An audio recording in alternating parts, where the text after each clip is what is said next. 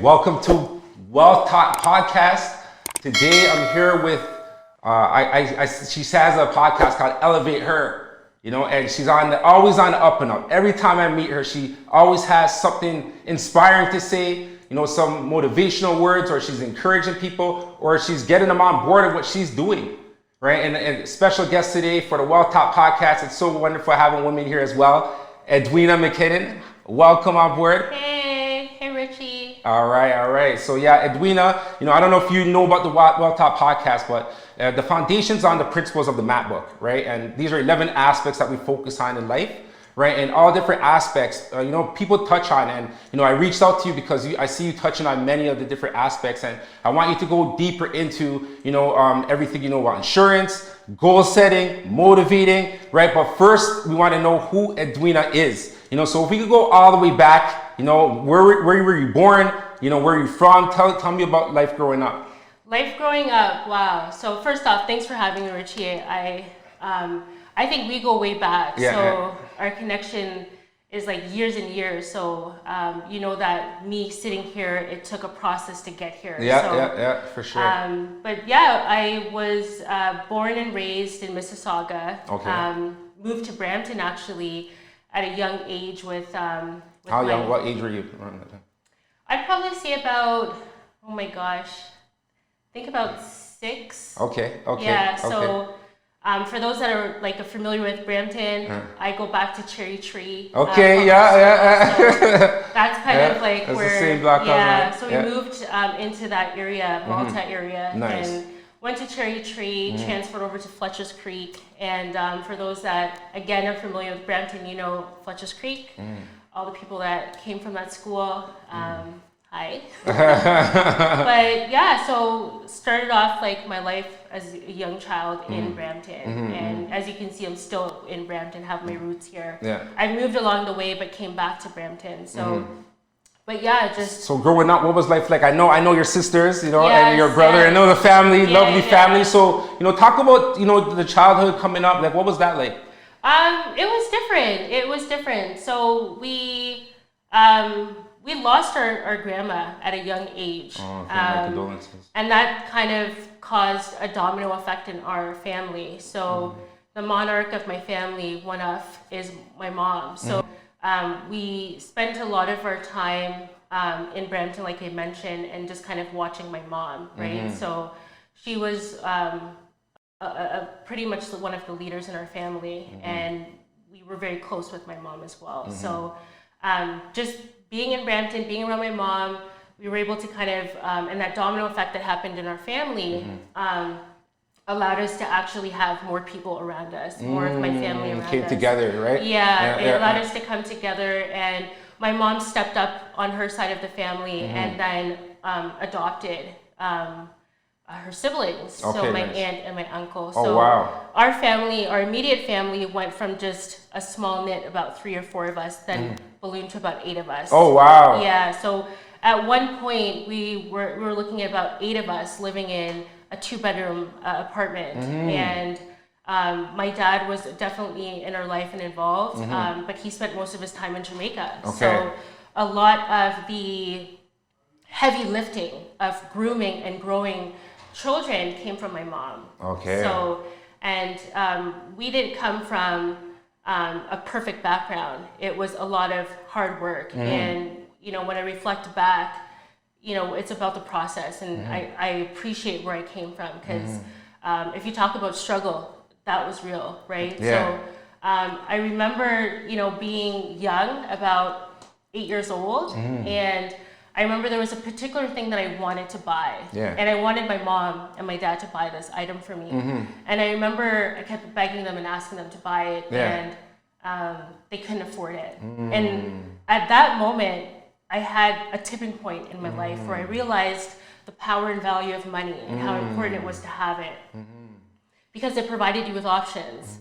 So I remember at 8 or 9 years old, I remember trying to figure out, how am I going to get money? Okay. This is where my journey had started, and I look at entrepreneurship, right? So I have an entrepreneurship spirit just because of my background. My father, and just on his side, there's a lot of entrepreneurs. So naturally, I tried to figure out what could I do to make my own income at a very young age. And I remember I started this small little company called Razzle Dazzle. And at 8, you said? It was about 8 or 9 years old. Okay. Yeah. Talk about it. But yeah, so like Razzle Dazzle, you said it's called? Razzle Dazzle. So back then, young girls like myself, we loved to make bracelets. So I remember kind of like when I look back, pitching the idea to my mom, and she thought I was joking. But I just remember one day I actually went to school, start pitching the idea to different young girls, my classmates and stuff. Telling them actually to come back to my apartment. And at that time, I was just thinking in advance. I booked the party room. Wanted people to come to the party room so they can build these bracelets. Oh wow! And, again, my mom thought I was joking about the whole thing until people started showing up at the building trying to get into the party room. So my mom, she just was like shocked, and I was charging people about $2.50. Back then, that was a lot of money, especially for a 9-year-old. And I remember going upstairs with my money, and I was counting my money at the table, and my sister came by, which is Rachel, and she's like, I think that was her tipping point, seeing, wow, big sis getting money, like, let's get on this. Started a little bit of a wave in the family. Nice. You know, that we didn't have to wait till we were 16, because that's what we were kept told, like, you gotta wait till you're 16 to start to make money. Exactly. So, from that moment, a seed was planted within Because 16 is like when you get a job and start, you're able to get paid, but you knew that earlier. So you can't really... Exactly. You realize that you could earn money without having a job. I even tried to apply to jobs. When you were 8? When I was 9. I really did. And back then it was different. So now it's a lot of digitalization. So you send your resume via email. Back then it was just you walk into a store, you sell yourself on the spot. And I remember I did that to Zellers. I don't know if everybody remembers Zellers. Of course, Zellers, the plaza. So they declined me. Because you're too young, probably. Too young. It was too young. But I remember they said come back when, you know, so that desire to wanting more for myself started at a very young age. And I didn't take no for an answer. I kept pressing, but I'm a rare breed. I think the people around me is a rare breed. Like when you look at my sisters as an example, we're just rare. Because we realized from young that, you know, we have a burning desire to be successful. Yes.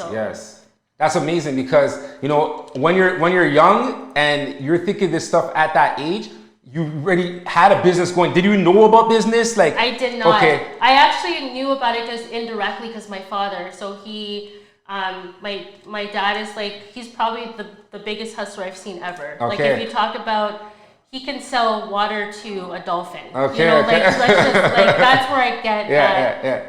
You know, entrepreneurship and that grit from. So I seen my dad, you know, do many businesses. Was this while you were young? While I was young. Even though we didn't spend a lot of time together, when he was in our life, he affected it. So when I seen him, I think there was one time, so he would come down to Jamaica, from Jamaica to Canada, and everything that was hot at the time, my dad had the products to sell it. So I remember at that time there was Pampers, and I think my dad had a link on it.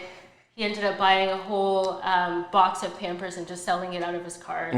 He was just like the #1 hustler. Nice. If you ask, like, where do you get that drive, that hustle from? I think I get it from my dad. I said, he can sell anything to anyone. And he wasn't doing the traditional way of working, right? Because what you see is what you know, exactly. Right? And at first you probably wonder, like, what's going on? So you probably see him exchanging money, and what's like, what's going on? Like, you know, and then you say, okay, I got to do that because he's getting it right away, you know, right? So he was like very intentional with being an entrepreneur. I never seen my dad work for somebody else, and when he did, it wasn't for a long time. So it's just, you know, I feel when you're young, that indirect grooming happens, right? And people may not realize it, but your environment affects you. Right? Of course. A lot of the decisions I made was based off of what I saw. So, but you know, so Razzle Dazzle, that was going on. You know, I guess you probably saw. So you had classes. Was it like they already make it and they pay, or was it like you were selling them bracelets? Like how? No, they would come make the bracelets. Nice. And then while they were there, this is actually where I started my motivational talking. And I remember I would just stand up in front of them and just talk about, you can do it. Like, and we're young, but look past that. And sometimes I didn't even know what I was saying to them, but at least if I left them with something. So I was really big on making people feel good about themselves. And I know because with myself, I was just confused, right? I'm seeing one thing, I'm feeling a desire to be successful, but I'm not seeing it around me. And I'm not seeing that drive. So at one point, I just said, how could I pay it forward to somebody else? Like whatever I'm feeling, how could I shine light into somebody else's life? So we did the bracelets. It wasn't for a long time, to be honest, because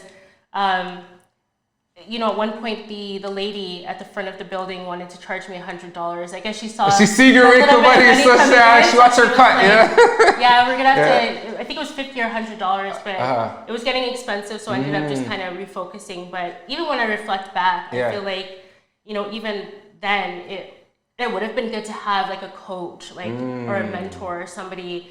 Just seeing that desire within me and being able to cultivate it, because it's really hard when you don't have that guidance. Exactly. And you don't know what to do with the desire, right? And go, what's the next step? Once that block came to you, it's kind of like, okay, what do I do now, right? But if you had like a mentor that could say, okay, you know, you can do this, different ways of doing things, okay. So did you have any other businesses after that? Like, because I know you and you always have something to do. So what was after Razzle Dazzle?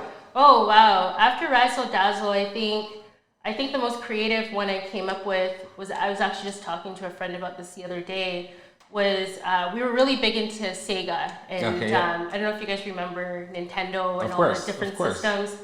So I remember we were like addicted to it. And there was one point where my dad wanted us to go to Jamaica. And instead of us going down there just to go down there and do nothing, I came up with this idea. I'm like, why don't we bring the systems down to Jamaica and charge all of the young guys to play on our system. So we ended up setting it up in Jamaica. It was a hit. Of course. My dad's place was hot and popping.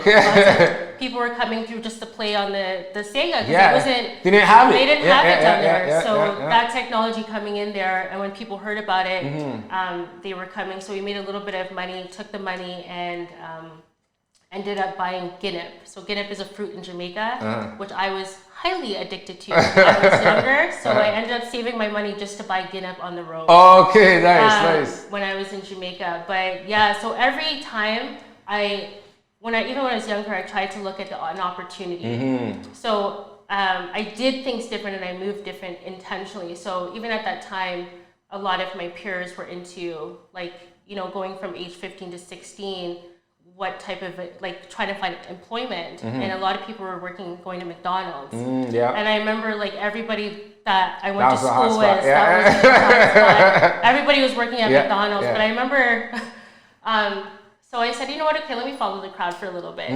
When did I got a job at McDonald's? And this is real story. Ended up working there, like, it was a new McDonald's being built in Brampton. Went there. The one on Lawson in Ontario, that one? I don't remember. That was right there by the Longos? Yes. Right along, Yes. That was it. And I remember we were doing orientation, and they said to me distinctively, except back then, I was really big on your word. So they looked at me and they said, we're going to hire you for cashier. And I'm like, awesome. So cashier? Because you didn't want to go at the back and work the food or anything. So I was like, cashier's a step up. And then I'm like, hopefully I can be a crew leader and a manager. So anywho, I worked there for about 3 hours. And for real? Yeah. Went to orientation, started my first shift, walked in, and I was at cashier ready to go. And I remember a lady came to me and said, something needs to be cleaned up in the lobby. So I said, I was hired to be a cashier. And we ended up having a little bit back and forth. Called my dad and said, this is not for me.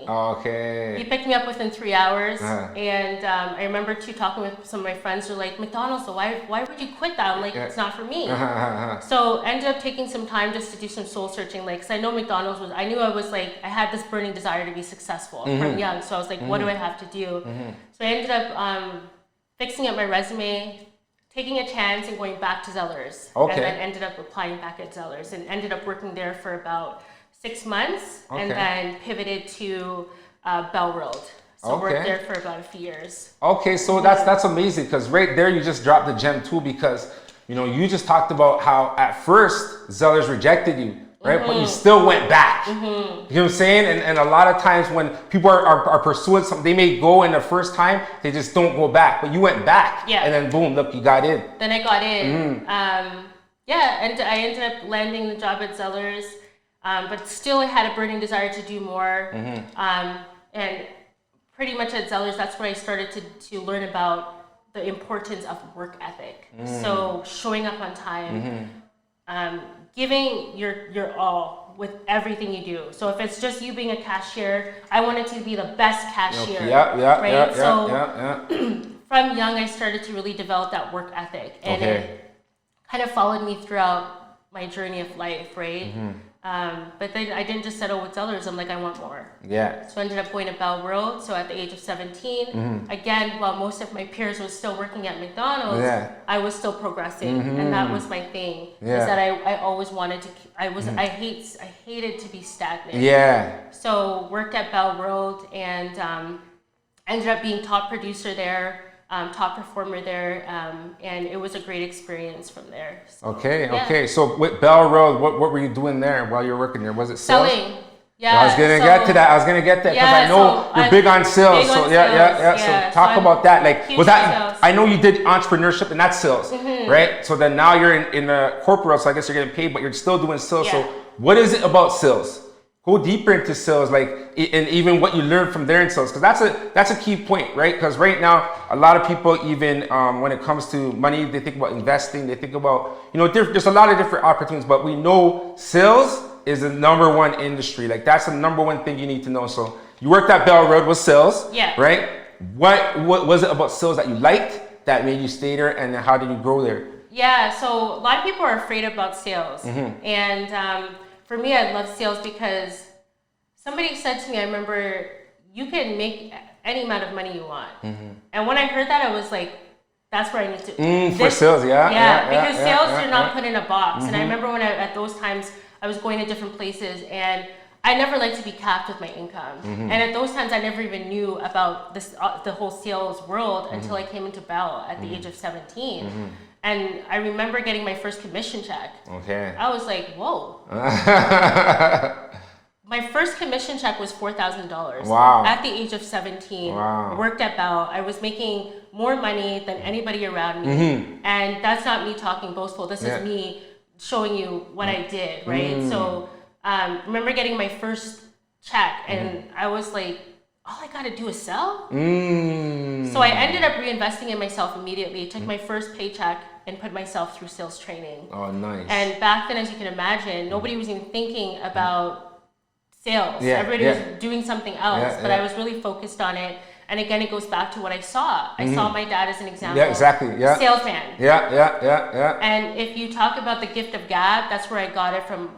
Was from my dad. You know, just watching. He can sell anything to anybody, right? And he was a great speaker. So kind of pulled a lot of traits from him, but I refined it as I went along. So I wanted to be the best that I was. So put myself through, like, weekends I was doing webinars. I was listening to Les Brown when Les Brown wasn't cool. So this was way back when. I used to, order audio tapes cassettes. Because back then we didn't have all this digitalization that we have now. So I used to order cassettes, and I used to try to, if I can just hear a word of encouragement that I'm on the right path, then that's what I put my money into. So always reinvesting in yourself, right? So when you look at where I am now to back then, it's about the reinvestment. So made my first commission check, took a step back. I was like, okay, this is gonna be So I've been successful because sales. And sales is a lifestyle. So when we look at sales, a lot of people, they forget about it, especially in business. They think it's about the structure, the process, and all this good stuff, about having a great product. You can have the shiniest product, but if you don't know how to sell that product, the product is just going to be a product. So the most important thing is to tap into understanding that sales is a lifestyle. What does that mean? That means as soon as you wake up, you're selling. And some people don't even realize that. Some people have kids, you may have a wife, you may have a spouse. You got to sell what do you want for breakfast, right? Exactly. I'm making eggs today. Your wife or whoever may not want eggs, but you got to sell that. You got to sell the eggs. So you got to assume the sale. Assume the sale. Close the deal. Right? So lock it in, right? So that's kind of my mentality. Nice. Every time I do anything, it's about sales. So even when I speak with somebody, it's like, how do I close them in on my idea? Yeah. Always have like that objective going into you know, anything you do. So nice. But yeah. So from then on, was it only sales from then, or did you also go back to like the regular job, like from Bell? From when you see that check, that's what it was like. After that, you were just strictly stuck on sales? Is that what? Sales. Okay. I've been doing sales for over 20 years. Nice. So I am a subject matter expert. I have a success record behind me. I've won awards for just the amount of money that I've built for other companies. So this was my passion. Like, I don't really like saying, okay, this is what I love to do, but this is what I'm here to do, right? So even right now, I don't want to skip forward too much, but I manage a sales team, right? Because so I like to take people from where they are and then see the vision with them and then try to get them there. But that's always been my focus, is how do I level up somebody else? Exactly, right? exactly. Because look, even with Razzle Dazzle, you got the girls together, you're motivating them from that age. So of course that never left you, right? Yeah, nice. Yeah, and then plus like, you know, my family as well, like how we were raised, my mom, you know, when I look back, I have to give thanks to my mom, how she raised us. So she raised us, you know, in church and putting God first and, you know, having something to believe in. So I give kudos to my mom. It was sure. Like kudos, Paulette, you know, your mom's wonderful. Yeah, 5 girls in one household at one time. And she got you guys together. Kind of like what you're doing right now, getting people together and inspiring them. So she did that for you guys. She did that for us too. Nice. So and the principles of connecting with God, and that's the foundation. The foundation. Yeah. So, you know, my public speaking started to take off within church. Okay. Yeah. So I started to. So even though I love sales, I was also really passionate about speaking. And I remember when I look back, you know, church was a big thing for me to be able to speak at church, right? And that's where a lot of like my speaking abilities come from, and wanting to motivate, having that desire to level up somebody, right? So, but yeah, the drive with me never stopped. So even though I was working like a 9 to 5, I would always have a side hustle underneath that, trying to be able to satisfy all my desires in life and not have to just be stuck in your 9 to 5. So, but yeah, after Bell World, it was just working for startups. When I look back, it worked for a lot of startups and helped them scale. Okay. And then I had a tipping point in my career where one day I walked into my job of 6 years and was laid off. They closed the company. Oh, for real? Yeah, closed the company. Wow. This was a startup I was working for in Canada. Okay. Ended up, they were going bankrupt, laid off the whole team. I think there was about like over 200 of us. Oh, wow. And I remember at that time just having a moment of like, what the hell?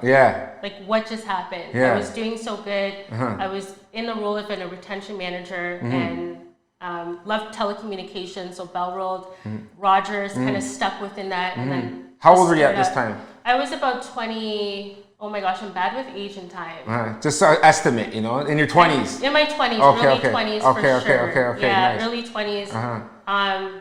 But yeah, so this was back in early 2000s, like when digitalization, internet was just like, we were just doing like dial-up as an example. And, that's when they just started having Napster and all those things before the streaming started. They were trying to stop the streaming, you know, but no, if that's okay. And at that time, they laid everybody off, you know, and that's when you're, I guess, getting into the real world, you know, like after school and, you know, like you graduated and now you're looking for like a position. You were in there for 6 years. So you're thinking, okay, at that time, like I'm settled here. But at that time, you're saying it's devastating, right? Well, I'll take it a step back too. So even with college, right?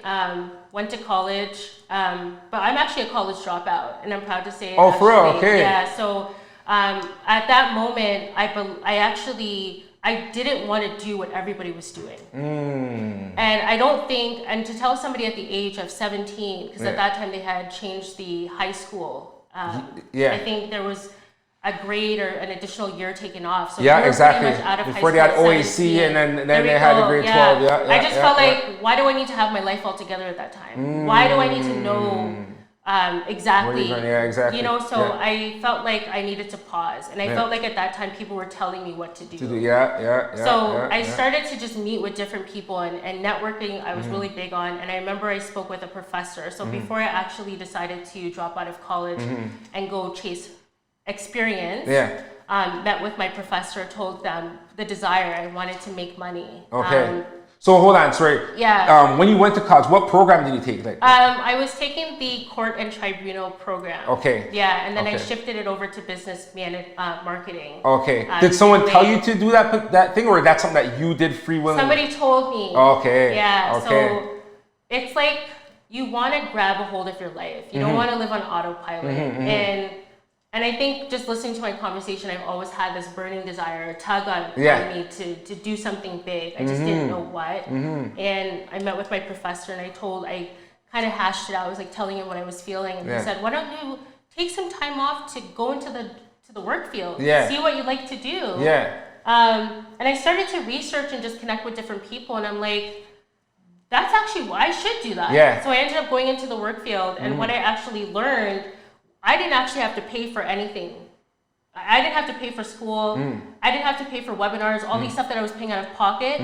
I actually landed my first job and got my company to pay for my program. Oh, wow. Okay. Yeah, so everything that I had paused, I was able to find a company that was able to, because most of these companies have personal development funds that you can tap into. And so you used those funds, and they willingly did it because that's what they want, right?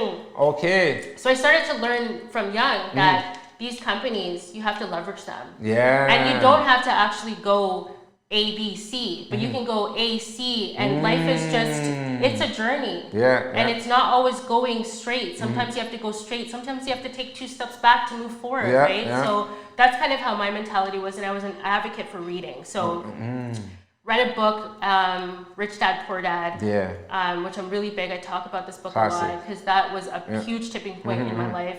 And it kind of confirmed everything that I was thinking when I was young. So when I pushed experience and when I pushed being around people and seeing how they operated, that was where my tipping point came from. Because now that I reflect back, I have more experience in. I am 20 years deep, and some people are just getting in 10 years, less than 5 years.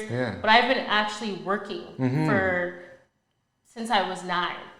So just being able to have the work experience right now, you can see the industry. Lots of industries are changing now, where they're looking at experience over what you have on the paper. Exactly. So the world is changing, and I knew the world was going to change from when I was young. I kept up with it. So that's deep, because you were talking about reading, and with the map, that's one of the main things, your mental, right? Because you were talking about when you're younger, you had the thing, but you didn't know the next step to go, right? And then now you're saying you read this book, Rich Dad, Poor Dad, so I want you to talk about the importance of reading, the importance of books and knowledge, because that's expansion of mind, right? These are people who've experienced things that you don't have to really meet them, but you meet them in the book, right? So I'm sure, like you said, that you gravitate towards that. So how did that help you, like, in terms of the stuff that you're doing? Yeah, well, they say that the more you read, the more you earn, right? And that's actually facts.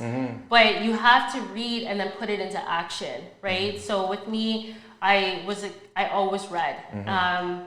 Reading is still a thing of mine up till this point. So I feel like if you're not reading, you're not learning, and you're not lifting your vibrations and that knowledge. So you'll never experience an illumination because you've never picked up a book, right? So even when we look at just being Black, there was a time where we couldn't even pick up books to read. So the fact that we have access to all this knowledge around us, Google.com, you want to know about anything, go on Google.com, exactly. right? So we have a wealth of knowledge at our fingertips, and we don't know how the world is going to change. We don't know if this will always be available, this knowledge, this access to knowledge. We don't know if it's always going to be available. So I say to people, take advantage now, right? So pick up a book, read it, because you'll level up. And then not just read it. I love to read books, put it down, read it again, take notes. And then, but you got to read and you have to put it into action. And I think when I look back, that was the key. I was missing the understanding part. How do I put this into action now? And then as I gradually got older, I kept reading more and more, and then I started doing different things, and I started moving differently. I started talking differently because your vocabulary goes up. You know, the way you could connect with people, just your voice tone, right? So started to take time to really learn about different things. So that's kind of like the process that I went through. Oh, nice. Yeah. So what are some of your key books that, you know, like you said, Rich Dad, Poor Dad. Rich Dad, Poor Dad. I'd probably say Atomic Habits. I'm really bad with the author, but Atomic Habits. If you can get your hand on Atomic Habits, it's pretty much when you, because we come up to these New Year's all the time and with these New Year resolutions. Yeah. But we're always surprised, like 30 days in, why we haven't caught on to this new habit. Yeah. And it's just a habit. It's kind of like you forget about it. But Atomic Habits allows you to put things in your face and kind of shifts things on how you see these habits, right? So you create some sort of like a process that, you know, you do day in and day out. But Atomic Habits is one. I'm really big into personal development books, so anything that can level you up. I can always share a list with your listeners after. Yeah, of course. No, I just wanted to get some key, you know, key books, but Atomic Habits, you know, that's a gem, right? Someone could be listening to this or watching and pick that book up and change their life, you know, and that's mainly what we want to do here on the Wealth Talk podcast, because like you said, the information is there, and if we don't retain this information, you know, it's kind of like, it's there to give you a boost, right? And that's what you're doing. All that knowledge, everything that you retain, you know, right now you're able to share to our guests. So thank you again for, you know, for sharing that. But yeah, books are so important. Books are important. So even from young too. So if you have young children around you, start promoting that. Because children see. So if we go back to my story, remember anything that we see around our environment that plays on us subconsciously, indirectly, directly. So if you have children around you, pick up a book and read it. You can't tell your kid, go read a book, but you're not reading a book. Yeah, exactly. They're going to call you out soon, right? So they want to see things. So if you have a younger generation around you, because when I reflect back to me, you know, it's important to see things. So reading, getting any sort of a book, picking it up, reading it, and showing the younger generation. So really grooming them from young. And you talk about young. I know, you know, you have Joshua, you know, and he's such an amazing being. And I see you bringing him places where, you know, adults are, right? And stuff like that, you know. So it's about expansion of mind. And I see you're really big on that. So what really made you that person that, you know, where you want to expand your mind? I know, of course, you had in the situation before for sales, but like, where was it that you like, okay, I need to know more, like? Again, it goes back to my childhood, right?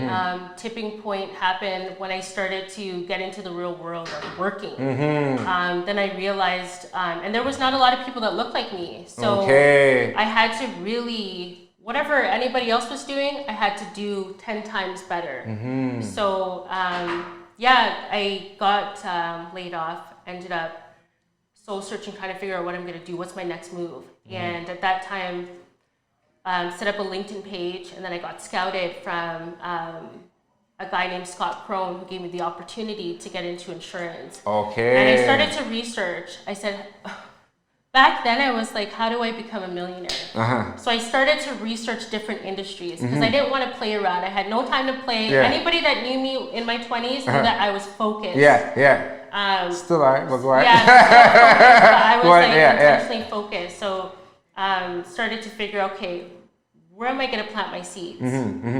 So ended up, top few things was, I think at that time it came up real estate, insurance, and financial, the banking sector.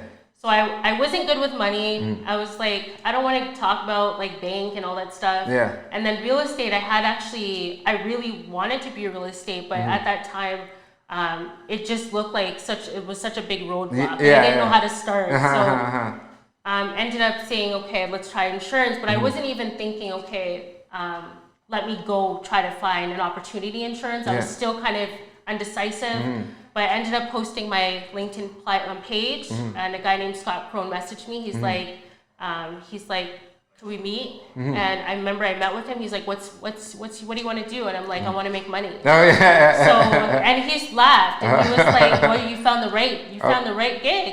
So, started my career off in insurance about 13 years ago. And my life's never been the same. So, planted my seeds now my trees blossom and my fruits are growing on my tree. I like to use analogies, as you can see. So, but yeah, he took a chance on me.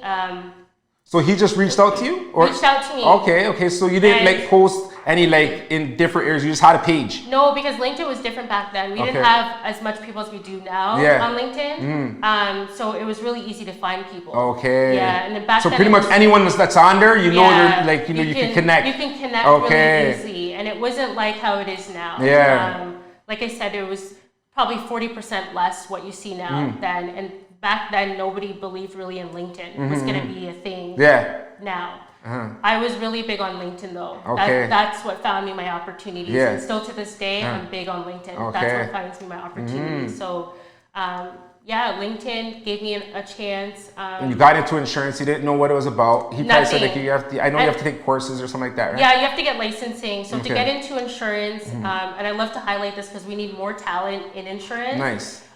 So to get into insurance, you have to go through licensing. So if you actually live in Ontario, there's a license called Rebo. If you're going through the broker channel, if you want to be a broker, and then if you work for a direct company, as an example, like I don't know if everybody's familiar, like Desjardins, you would have to write a license within. Okay. And these licenses are hard. These are not easy exams. We're looking at about 3-4 hour exams. Wow. So just imagine me let go, taking this opportunity. Yeah. I thought I was going to be able to jump right in. No, he came to my desk. He plopped about 8 books on my desk.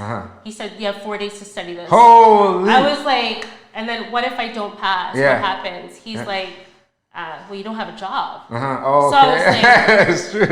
Okay, let's hustle. Ended up studying, passed with 96%. Wow, congrats. It was one of the highest in the regions. I actually got a call the next day saying that I had the highest mark. And that's when I realized I was really, I knew how to study and I was really good at studying. So I started to, again, pay it forward to myself and reinvest in myself and started taking a lot of different courses throughout the way. So some people will just take their college degree or course and that's it. That's the end of learning.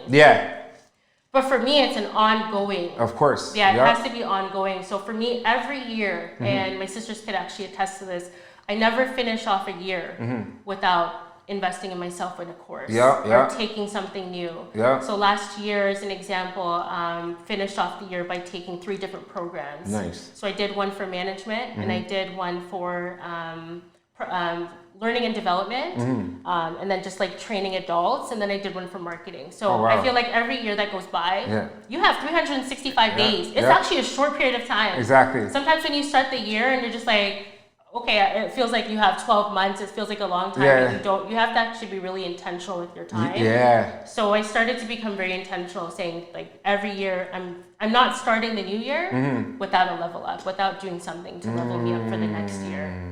So that's been your motto. Yeah. Level up, you know. So go deeper into that. Yeah, so level up, which brings me to another side initiative I started, was the level up movement. So I was really getting frustrated in life because I would go to a lot of different like motivational events and you feel all hyped, you're like excited. Even with networking, you get all excited and you're amped. But then after a few days goes by, that energy that you have, that high vibration starts to deflate. It's just natural. So after a week, 2 weeks, you're back in how you felt before the event. And then you're probably even worse because you know you want to do something, but you're stuck. So I came up with a level up movement because I wanted to start to pay it forward with everything that I knew. And sometimes you have that imposter syndrome, like, oh wow, am I good enough? Do I know enough? But I remember I bumped into somebody and they said, if you know more than somebody, then you know enough. You have enough information to teach the next. So I ended up doing these opened up this level up movement. And I wanted to work with people that were stuck. That wanted to do things different, but just didn't know how to. So sometimes people have that burning desire, right, to be successful, and they don't know what to do, and then they get stuck, and then years go by, and then you're 30, you're 40, and then you're 65, and you're still stuck.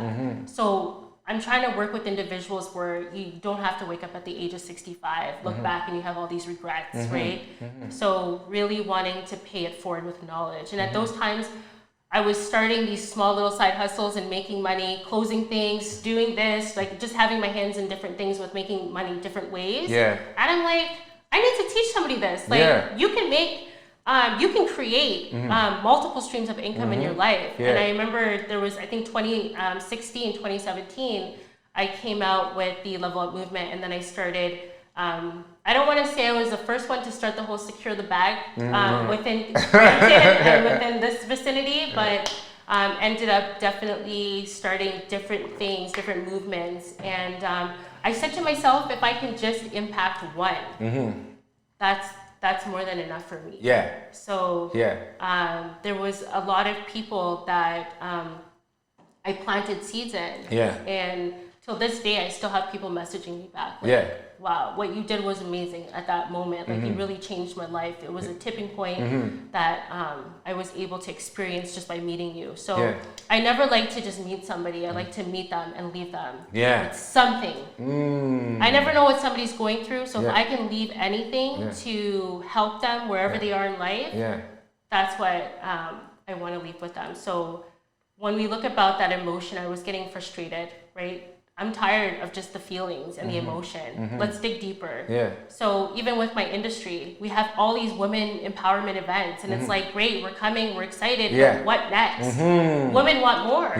So I ended up, it's not just women, I wanted more too. So I ended up creating Elevate Her podcast. Nice. And Elevate Her podcast is really focused on women in insurance. And I can't just say I did it because it wasn't just me, but I remember in 2019, I ended up speaking on an event, and it was an insurance event, and all of the women, I guess, it was virtual because 2020, it was virtual, and because the pandemic had just started, and apparently the comments, women were like crying in the comments, blowing up based off of what I was saying, and just speaking the truth. Laying the stinky fish on the table that nobody wanted to talk about. Right? So, and what that was women. Like, you know, at that time, women only had one seat at the table. And we were okay with that. So I was like, no, it's 2020. Why are we okay with just one seat at the table? We need more seats at the table. So I started becoming very vocal how I felt. And ended up Women in Insurance Business Canada outreached to me and said, hey, we want to work with you. We just don't know what we want to do with you. We want to work with you. Exactly. So ended up telling them, give me a few days, took a few moments, and we did a brainstorming, and I said podcast. Nice. And they were like, let's do it. So we co-created a podcast together. Nice. Which is really focused on women who want more, who want to be heard, and also who want to pay it forward. So whatever they know, I say each one, teach one. Because that's what it needs to be. So within the industry right now, we're shaking the table, we're breaking it down, we're rebuilding it up, because each one needs to teach one. We need a women community within the insurance industry. It's male dominated. And let's not even talk about diversity, because that's a whole different topic. But for me personally, it needed to be said. And at that time, the whole George Floyd thing had escalated, and you had all these companies now rattled. What are we going to do? And I think this was the perfect time to start the podcast. So we started it in the midst of when George Floyd thing had surfaced. And, you know, I really wanted to spotlight women, and not just women, but Black women within the insurance industry. When I came into the insurance industry, there was not a lot of people that looked like me. So that was a huge problem for me. Going into rooms where I'm just like the one token only. And I can be going to a large event with 500 people, but I'm usually just the one. And if I found somebody in the crowd, because you can always spot out the next one, just like, okay, so it's two of us. At least now there's two, but it shouldn't be okay.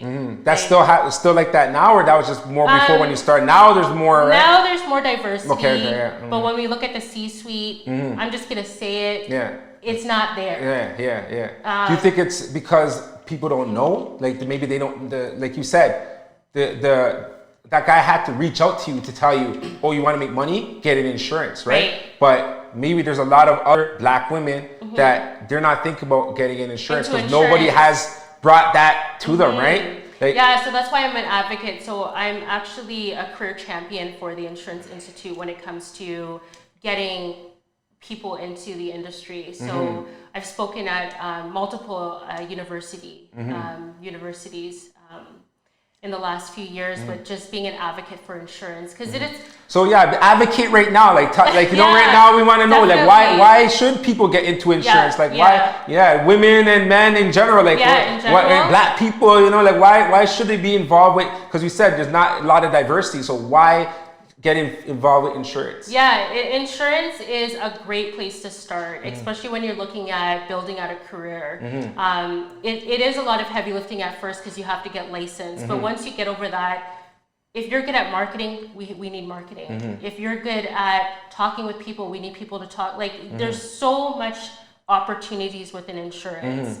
We have a claims division. We have underwriting. If you want to be out on the road, you can be an adjuster. So there's just so much different opportunities. And I feel like right now, you're right. Not a lot of people know. When we think about insurance, we think, wow, it's boring. No, it's not really a good sector to get in. But there are multiple multi-millionaires within this industry. So I've always been, like I said, in sales. So when I came into the insurance industry, I was in sales. I built a large book of business from when I was just in, I think, year 1, year 2.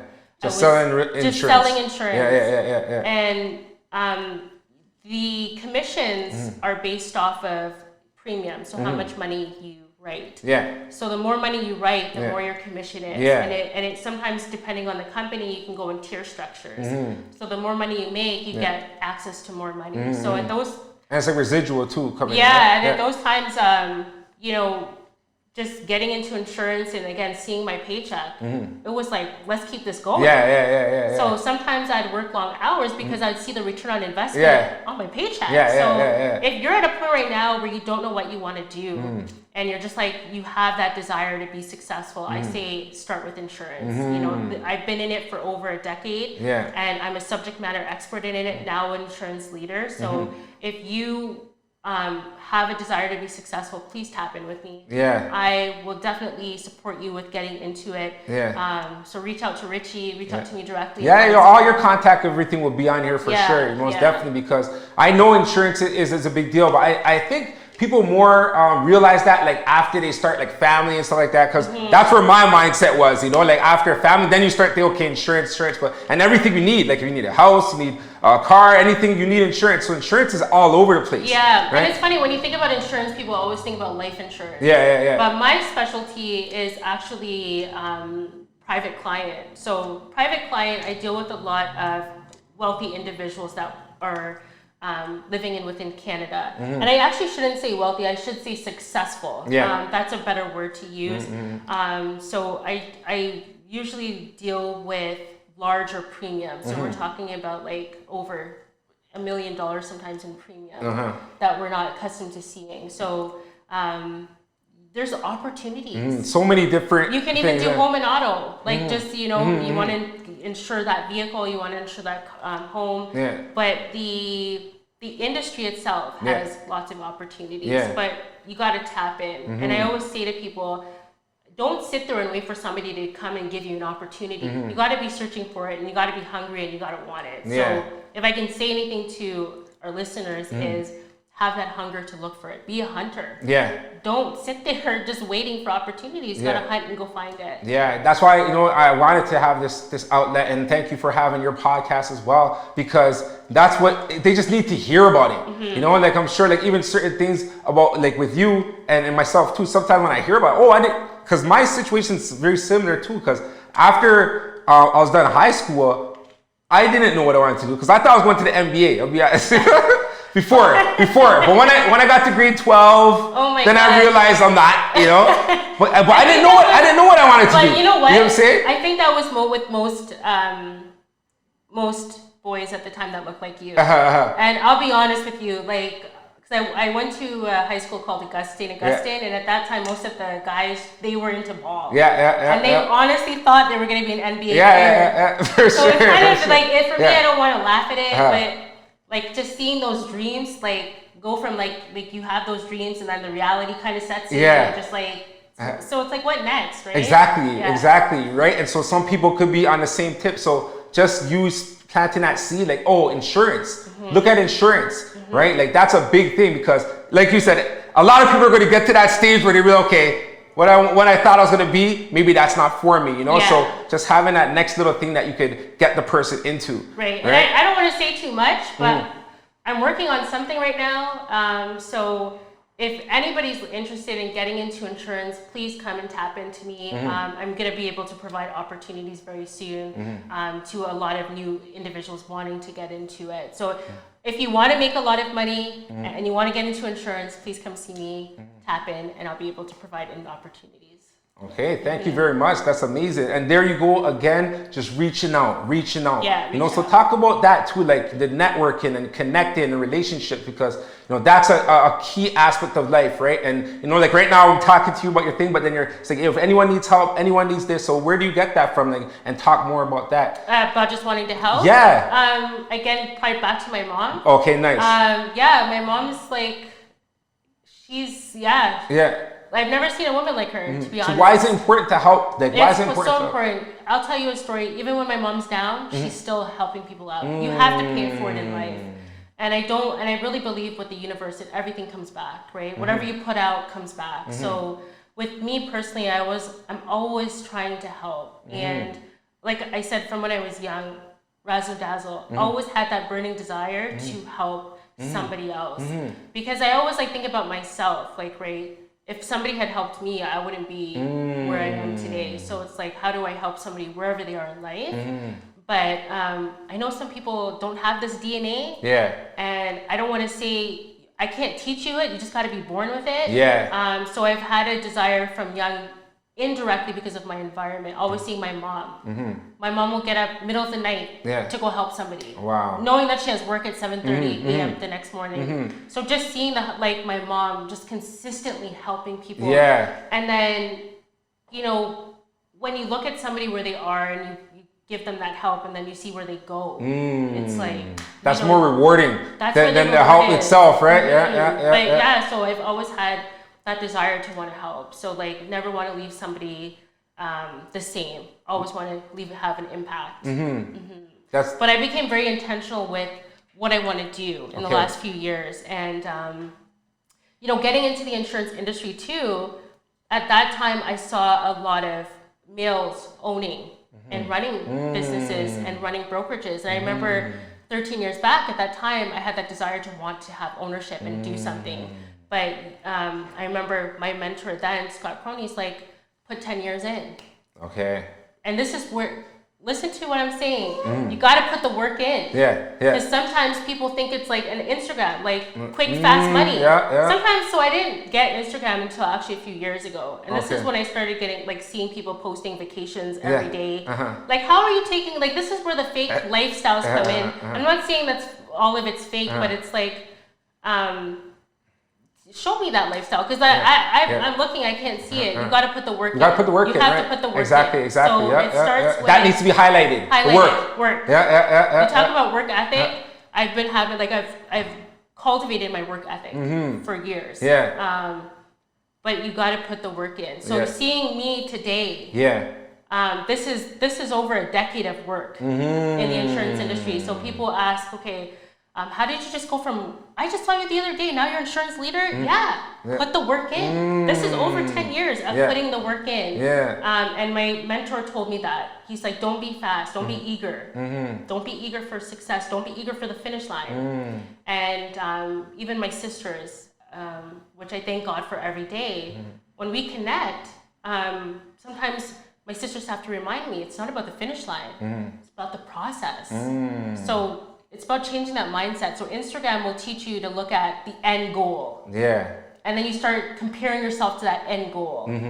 But I'm sorry, it's in the process. It's the work that you put in, right? Because once you get to the finish line, what next? Exactly. So you gotta There's really gonna be a new one. There's gonna be a new finish line and then a new one. Yeah, you know. But you gotta appreciate the process. For sure. Yeah, for sure. Because when you wake up at the age of 65, 75, it's not the end goal that you're looking at. It's the process that you're remembering and what it took to get to that. But ownership is that's my vision right now. Yeah, that's big. That's how you have to think. And you see that's coming out more now too. People are seeing like, okay, like, you know, like even if you look at like some of those top leagues, like the NBA and the NFL and stuff like that, a lot of the main players that are driving the league are like black and stuff like that, but there's no black owners. Right. So it's like, you know, we need more black ownership. And I'm glad that you're thinking ahead like that. Like you because we don't see it often, right? So you're a visionary in a sense. Okay, if you take it, of course,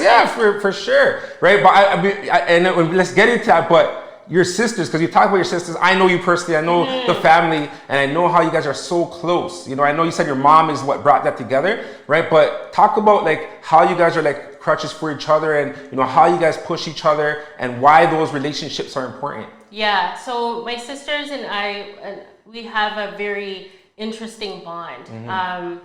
We are, and I don't like to use this word, but we are what you call go-getters, right? We are consistently working on something new, and we motivate each other to the point. I hope they're okay with me saying this, but we have a chat on WhatsApp called Boss Ladies. And this chat has been open for years, and the actual display of our chat is $1 million. It's $1 million. Nice. How do you make $1 million in a year? So every year we start the year off looking at that. That's our target. You know, we may be millionaires, some of us may be millionaires on paper, but we want to be multi-millionaires, right? So every year we're looking at it, how do we level up?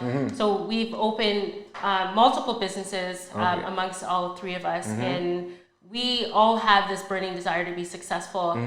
We play an intricate part in each one of our lives, and we've had this connection for a very long time because we're sisters. We have that focus, and we're very intentional with what we want to do. So we know that where we want to get to, and we hold each other accountable. So it's important to have accountability and accountability partners. So when you look at my sisters, that's what we are.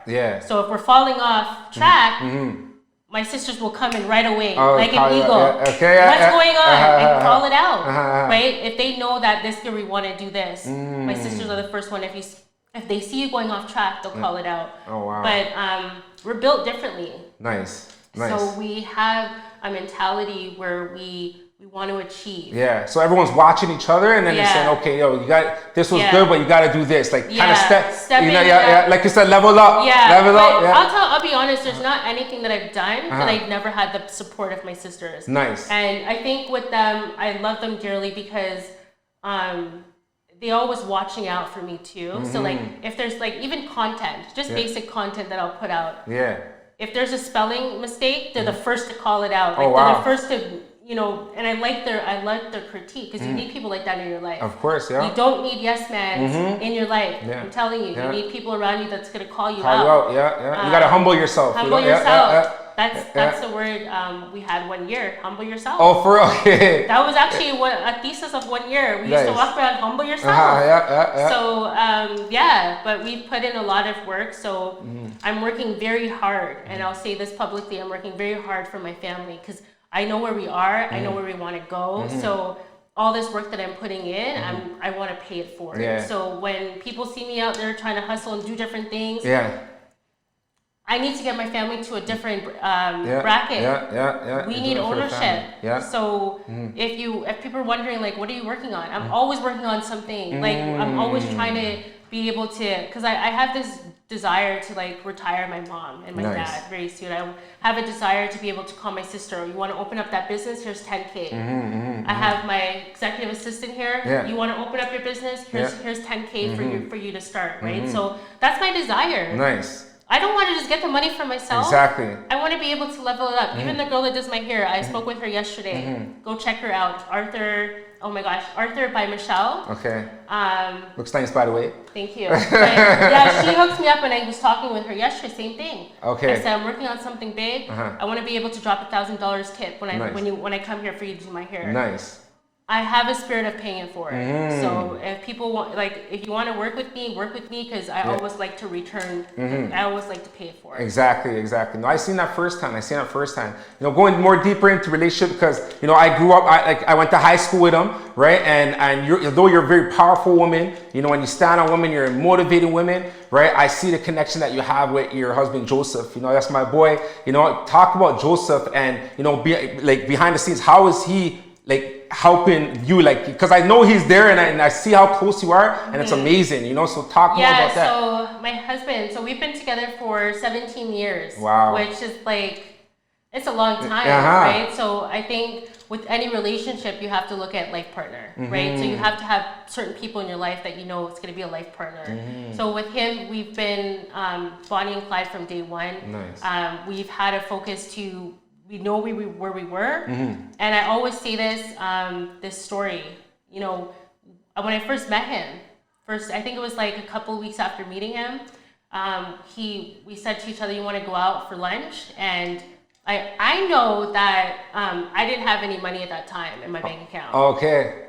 And this was 18 years ago, guys. So don't hold me on this, but I think it was about 18 or 19. And we went out for Burger King or something like that. It was breakfast or lunch, and I just remember I was just the lady said $14.65. We both kind of looked at each other how much money do you have? How much money do you have? Put it together, and then we put his $7, my $7 to cover the bill, and from there a partnership was built. Wow. Yeah. So we've been. We came from nothing. When you think about ground zero, we had $7 in our account. That's but amazing. We would meet up to talk about how are we gonna meet, what's our next plan, right? And he's really good with money and saving. Yeah. And then I'm really good with getting money. And making that next move. So we worked really good as a team because I was good at getting the money and he was good at kind of mastering how to save it. Our mentalities are different, right? And I think that's what I appreciate is because we are both very different. He loves stability. He loves going to work and that type of a drive. But with me, I love entrepreneurship. I'm a risk taker. So I feel like it's good because it's a balance. We're so different, but we work well together. And I think for anybody that's getting into a relationship, it's about creating a strong foundation from the beginning. So every time you have these new ideas, I'm sure you bring it to him. And what does he say? He's always okay. Oh, nice. He's let's do it. He supports me 100%. Nice. There was actually this time too where I came home with this really crazy idea because I'm always coming up with weird ideas, and it always seems to be in my car. Okay. So I ended up driving home, talking to myself, because I love to talk to myself in the car. Nice way if you're trying to figure out how to meditate. Yes, Go in your car, drive for hours, and trust me, you'll come up with all these great ideas. Nothing. Yeah, exactly. But yeah, I came home one day and I said, I think I'm going to do lash extensions. I think that was probably the biggest, where did this come from idea? But ended up my first month, brought in a good amount of money. Yeah. And everybody around me that was shocked was okay. Yeah. They didn't know that was something that you could. They didn't know it was a thing. Lash extensions. Most girls wanted lash extensions, so finding clients were so easy. And the thing with me is I'm good at sales, so all I gotta do is talk about my product. Yeah. Let's do this, right? So ended up scaling it out to a good amount where I had a really nice clientele. But I think that was... right away you said, yo, let's do it. Yeah, I think that was the most craziest idea. Because I'm in business, I love doing insurance and business. So going and doing a service job, right? Which is lashing and sitting there putting on lashes. Lash extensions for anybody that didn't hear. It was random idea. But I think it was the best thing ever because I was able to have a nice income of money coming in. And I had my main job, then I had this job, and then I had other things. It was good. Yeah. And that's what you want to teach other people too, right? Like to have these different, entrepreneurial things that are bringing in multiple sources of income, right? And I'll say too, like, I think like with this whole world right now, we're like into this like you don't have to be with one person, right? And people are like open to like having different relationships. But I think that's fine. Yeah. Do whatever makes you happy, but I think you have to have life partners within your life. That you bring with you from day one to and meet new people too at the same token. So you don't always have to have like that dedicated. You can add life partners to your journey. So for sure, the connection is important because it's like you said, there's new ideas, everything's sparking. So you're growing together, and that's like a foundational growth that you have, right? And it has that stability. You could be focused by. I would definitely say me for sure. For when I got married, I realized things just going on because you have more stability in your mind in everything you do because it's like you're structured, right? So definitely, and that's what I'm saying. It was inspiring because you guys got married before we did, and it's inspirational because you got it from a young age. You know what I'm saying? Like, I don't know how old you were, but we were young. I think we were about like 24. We were young. So at that time, getting married was not a thing. Right? So I think my husband was like the first one out of his group to kind of step up. For sure. And kind of show that marriage is important. Of course. But it's funny because a lot of men, like they need that push, right? So they may not see the vision, and this is why you need some sort of like a woman in your life because the woman sometimes have the vision. And they direct that. Definitely. Most women direct. They know how to channel your energy properly. You know? Yeah, for sure. Yeah, it's important to have that. So like, at one point in your relationship, you have to say, "What are you doing?" Like, are we gonna do this together? Or are we not? Yeah. And I think some of the men hold back that building process. So if there's somebody in your life right now, start building together. You don't have to put a ring on it, but at least start building together and developing that foundation. For sure. No, definitely. Like I'm all for that because that, like when you have a commitment and you're building with someone, it's like, that's the challenge. You know what I mean? Doing all kinds of stuff and being like, having a structure, it helps you structure with everything else. And like you said, just having that person that will support you, you can bounce anything off to, and they're always going to be supportive and and give you that extra boost to, okay, go do it. But you also need somebody to also look at things from a different angle. Oh, for sure. So with me, what's always worked is asking people different things to see their perspective. So anytime I come up with an idea, I don't just come up with it and run. I always throw it at different people to see what they think, to get their buy-in first. Because sometimes you may come up with an idea, you think it's great, but it's not. It's not great. Exactly. Sometimes you need people to tell you that. Tell you it's not great. Yeah, exactly. That's not good. Don't do that, right? Because then you have these people out there that's doing things. You're just like, where's your friends? Like, where's your people, right? Nobody caught that for you. So I always ask people. Because we're all connected. We're all one. Really look at it on that, in that sense. Like, in a spiritual sense, we're all connected. We're physically, we see each other different, but we need each other to grow. I don't know anyone that's ever gotten anywhere without others. We need each other. So definitely connected, and the relationships are really, really important. And I see that's one key attribute that you have. You always about coming together. Your relationships are really key. Like even our connection, from when we connected, we always be in contact, and it just shows like the person you're all about connecting and building. And I'm a social butterfly naturally, so always wanting to connect with people, always wanting to talk to people. That's really important to me, and I feel like you need that. People need that, right? You need to network. You need that human connection. And like people too, like sometimes they're afraid to tell people what they're working on because all of this whole work in silence. Like I see this on the net all the time, work in silence. But you should work it with noise. Make some noise when you're doing stuff. Like I tell people all the time, like, why are you working in silence? Nobody's gonna know what you're doing. It's true. And so when you now come to the public with what you've been doing, it's a shock to most people. So for me personally, whatever I've done, I've always planted seeds. I never really tell everybody what exactly I'm doing, but I always plant seeds. And I think I had a mind shift in 2020 where I'm just like, if I can leave anything with anybody, is stop working in silence. Yeah.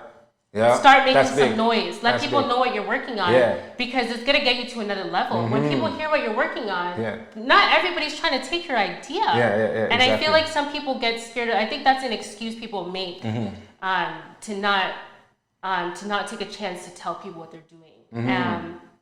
But I really feel like when I started telling people what I'm doing, I started having more opportunities. Yes, open and more doors. People were like opening more doors. Things I didn't even think about. People were saying, "Hey, did you think about this?"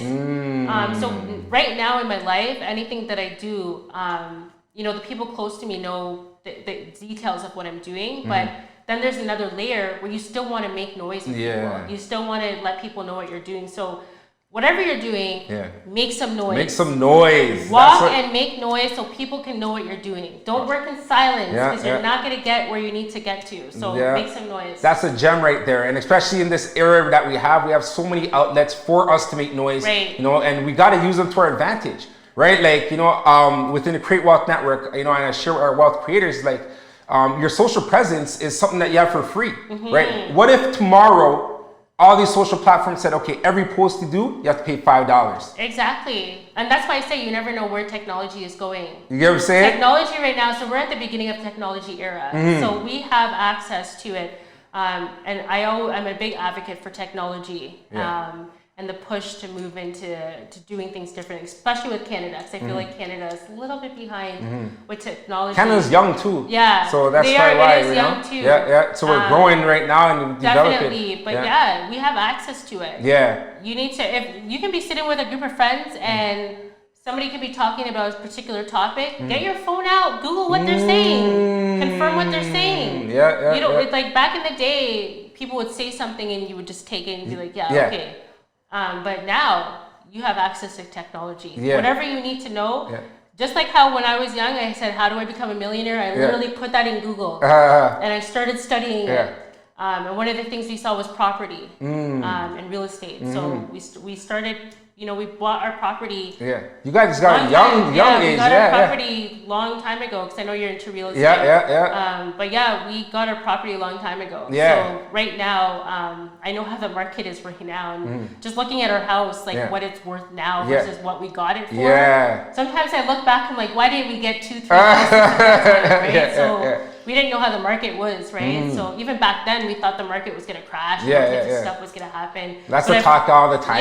But if I can say anything is buy property, right? That's also another big way that you could start to level up your income. For sure. Have that income, especially when you buy a property and you rent the basement or you rent the top. There's so much different things and different avenues you can take. So. For sure. And that's the thing, like, with real estate, I definitely, that's the same thing I'll share with my clients because, regardless of what you do for a living, like you said, Rich Dad Poor Dad, he also has a game called Cash Flow Quadrant, right? And in that game, everyone has a different title. There's teachers, there's professors, there's engineers, there's janitors, different income levels, but the janitor can get out the rat race faster than a doctor. Right. You know what I'm saying? So whatever you do for your primary source of income, that's great. Now you have that. Okay, what are you doing with that? Exactly. What are you doing with that? Now you can go put it in real estate, put it in, insurance, put it in all different kinds of areas so that you could continue to grow, right? And that's like a big fact rate that you just said. You actually don't have to be a real estate to be in real estate. Exactly. You don't have to be an insurance broker to be in insurance. So you can invest different ways, right? There's different avenues that you can invest. So again, education, read. Exactly. And if you're not reading and actively going out to seek that knowledge, baby girl, baby boy, it's not going to come to you. So some people will sit there and be like, yo, why is it not happening for me? Because you're not reading, you're not putting it into work. People just sit there and expect things to happen. So something this year I started saying is that I'm going to start to limit myself on social media because that's a distraction. And actually my sister Dominique's fiance Kobe, he actually referred me a book called Deep Work. Read the book, changed my life. So deep work is what individuals do. So they kind of pause, take a pause with what they're doing, and they take a step back to really focus in on a particular type, like a particular thing that they're working on. So let's say, as an example, the podcast. I want to level up the podcast. I take a whole week of deep work, but I wouldn't be on social media. I wouldn't be doing other things. It's closing off the distractions around you and focusing on that one thing. So with me, I tried to do deep work last year for about 3 days, where deleted all my apps, deleted everything, and just focused in on one thing. And that's how we came up with the podcast. Oh, wow. Yeah. So it's about taking time in your life to pause the distractions. Even when you're home.